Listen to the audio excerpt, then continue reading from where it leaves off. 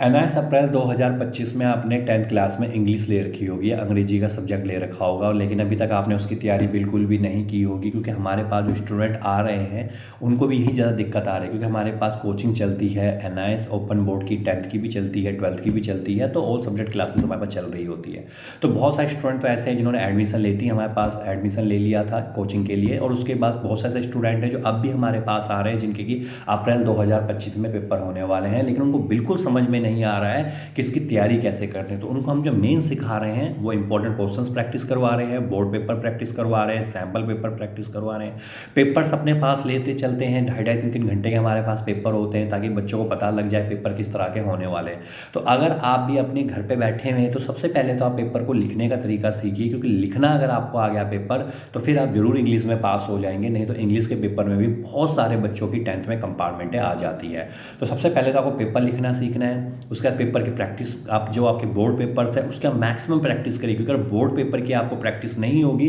जो कि अभी पिछले साल के हैं, तो आपके जो कंपार्टमेंट आने के चांसेस बढ़ जाते हैं। क्योंकि याद ही करना जरूरी नहीं है, पेपर में प्रेजेंटेशन भी बहुत इंपॉर्टेंट होती है, पेपर में लिखना बहुत ज़्यादा इंपॉर्टेंट होता है, और आपको ये भी पता होना चाहिए कि पेपर में किस तरह से आपको क्वेश्चन के जवाब देने हैं अगर आपको इसके आंसर ना आते हो तो इसके लिए आप पहले बोर्ड पेपर की प्रैक्टिस करिए, फिर पेपर की प्रेजेंटेशन सीखिए।